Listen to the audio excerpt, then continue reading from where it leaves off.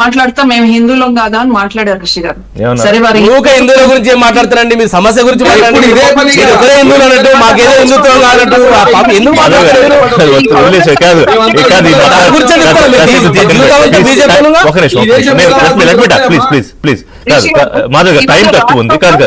Time తక్కువ ఉంది BC reservation అంశం మాట్లాడారు. రాష్ట్రంలో 12% ముస్లింస్ ఉన్నారు ఋషి గారు. ఆ 12% ముస్లింస్ లో 10% తీసుకొచ్చి బీసీలో కలిపారు ఋషి గారు. అంటే 42% లో అవుట్ రైట్ 10% మీరు ముస్లింస్ కి ఇస్తున్నారు. ఏది ఈ ముస్లిం రిజర్వేషన్ మతపరమైన రిజర్వేషన్ రాజ్యాంగానికి విరుద్ధం ఋషి గారు. ఏ రాజ్యాంగాన్ని అయితే రాహుల్ గాంధీ గారు పట్టుకుని తిరుగుతున్నారో ఆ రాజ్యాంగంలోనే మతపరమైన రిజర్వేషన్ లేదు, ఉండకూడదు అని చెప్పారు. ఇవాళ రాజ్యాంగాన్ని పట్టుకుని తిరిగితే సరిపోదు కదా ఋషి గారు, దాంట్లో ఏముందో కూడా చదవాలి కదా. ఒకటి. రెండోది, ఇవాళ వాళ్ళ ద్వంద్వ వైఖరి మీరు చూడండి. ఇందాక బీఆర్ఎస్ నాయకులు చెప్పినట్టు ఒక పక్కన మీరు గవర్నర్ కి పంపిస్తారు, ఇంకో పక్కన ప్రెసిడెంట్ కి అని చెప్పి పంపిస్తారు. మళ్ళీ ఏమని మాట్లాడతారు, మేము ఆర్డినెన్స్ తీసుకొస్తామని చెప్పి సంబరాలు చేస్తున్నారు. మరి ఆర్డినెన్స్ ఏది ఋషి గారు? మళ్ళీ మీకు ఇంకోటి అడిగారు ముఖ్యమంత్రి ఏంటంటే, ఈ కిషన్ రెడ్డి గారు వీళ్ళందరూ మాట్లాడి కేంద్రంలో దీంతో 9th షెడ్యూల్ లో పెట్టించాలి అని చెప్పి, అది కూడా మీకు ఛాలెంజ్ ఉంది. కాంగ్రెస్ ప్రభుత్వం ఇవాళ ఆ రోజు వైఎస్ఆర్ గారు ఇక్కడ ఈ రాష్ట్రంలో ముఖ్యమంత్రి, కేంద్రం వారే అధికారంలో ఉన్నారు. ఆ రోజు ముస్లిం రిజర్వేషన్ తీసుకొచ్చినప్పుడు మరి ఆర్డినెన్స్ ఎందుకు తీసుకురాలేకపోయారు ఋషి గారు? వాళ్ళు 9th షెడ్యూల్ లో ఎందుకు పెట్టలేకపోయారు? మరి ఎందుకు ఋషి గారు? వీళ్ళు నాటకాలు ఇవాళ ఎక్స్పోజ్ అయింది ఋషి గారు. వీళ్ళ నాటకాలు ఏంటి అనేది ఎక్స్పోజ్ అయ్యింది. నాటకాలు తేలిపోతాయి కదా.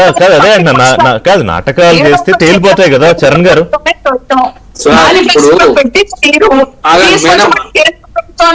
ఋషి గారు ఇవాళ అధికారం బాబు చరణ్ గారు మీరు ఒకటి చెప్పాలి. ఇప్పుడు ఏంటంటే బిఆర్ఎస్ మిత్రుడు గాని కాదు మాధవ్ గారు కానీ ఏంటంటే, ఇది మీరు ఊరికే ఏదో డ్రామా చేయడానికి, గ్యాలరీకే ఆడిటోరియం ప్లే చేయడానికి చేస్తున్న కార్యక్రమంగా కొట్టిపాడేస్తున్నారు చరణ్ గారు.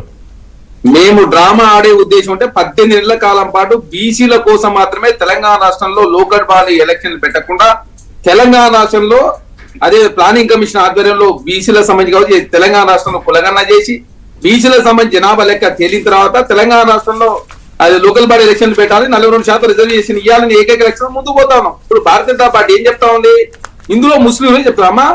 ఒకసారి యూట్యూబ్ లోకి వెళ్ళి గుజరాత్ మళ్ళీ హిందువులు ముస్లింలు అంటే ఎట్లా?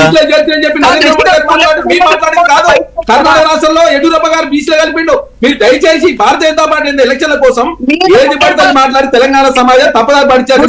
మీ డీకేఆర్ గారు కులగన్న వివరాలు నమోదు చేసుకోలే, కేసీఆర్ గారి వివరాలు నమోదు చేసుకోలే, కేటీఆర్ గారు నమోదు చేసుకోలే, హరీష్ రావు గారు నమోదు చేసుకోలే. మాట్లాడుతుంది భారతీయ జనతా పార్టీ. భారతీయ జనతా పార్టీ ఇంత నాకు అర్థం కాదు. నితీష్ కుమార్ గారు నేతృత్వంలో బీహార్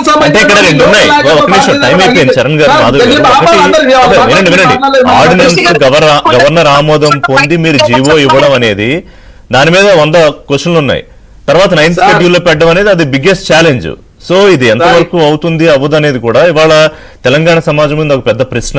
కానీ ఇక్కడ ఏ పార్టీలు కూడా ప్రజల్ని మోసం చేయలేవు. ఒకవేళ అలాంటి ఆలోచనలు ఏ పార్టీ చేసినా కూడా తెలంగాణ సమాజం చాలా చైతన్యవంతంగా ఉంటుంది కదా, వాళ్ళన్నీ బేరీజ్ వేసుకుంటారు కదా, దానికి తగ్గట్టే నిర్ణయాలు కూడా ఇస్తారు. చూద్దాం ఇది ఎంతవరకు వెళ్తుంది, తేలిపోతుంది. ఇవాళ కర్ణాటకలో జరుగుతోంది, ముఖ్యమంత్రి 2 రోజుల్లో ఢిల్లీకి వెళ్తున్నారు.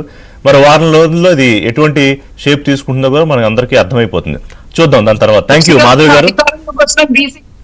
థ్యాంక్ యూ చరణ్ గారు. అండ్